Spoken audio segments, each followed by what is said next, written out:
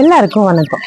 Last வீடியோல வீட்டுல எதுக்கு விளக்கேத்துறோம், வீட்டுல விளக்கேத்துறதுனால நமக்கு என்ன பலன் இருக்குன்னு விளக்கமா சொல்றேன்னு சொல்லியிருந்தேன். வீடியோவை தொடர்ந்து பாருங்க, அதுக்கான விளக்கத்தை சொல்றேன். வீட்டுல விளக்கேற்றுவது ஒரு பழமையான நம்பிக்கை. அது மட்டும் இல்லைங்க, அது நம் கலாச்சாரமும் கூட.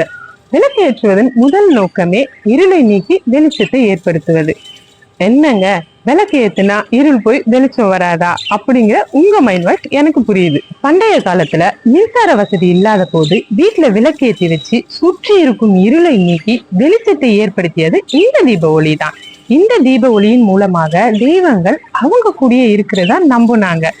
இருளை நீக்கிறது மட்டும் இல்லாமல் எதிர்மறை ஆற்றலும் தீய சக்தியையும் நீக்கி நேர்மறை ஆற்றலும் தெய்வ சக்திகளையும் பெற்றனர்.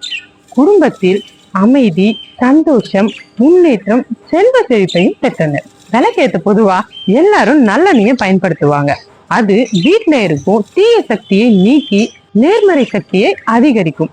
அதே போல நெய் தீபம் ஏற்றுவதால் தெய்வங்களுக்கு மிகவும் உகந்ததாகும். வீட்டுல சந்தோஷம், மகிழ்ச்சி, செல்வ செழிப்பையும் அதிகரிக்கும். வீட்டுல விளக்கேத்துறதுனால இவ்வளவு நன்மைகள் இருக்கு. இந்த வீடியோ உங்களுக்கு பிடிச்சிருந்தா லைக் பண்ணுங்க, என்னோட சேனலை சப்ஸ்கிரைப் பண்ணுங்க. விளக்குகள் பாத்தீங்கன்னா பல வகை இருக்கு. அதுல என்னென்ன விளக்குகள் என்னென்ன நன்மைகளை நமக்கு தரும்னு அடுத்த வீடியோல விளக்கமா சொல்றேன். இது தீபா ட்ரெடிஷனல். அனைவரும் இணைந்து பாரம்பரியத்தை காப்போம்.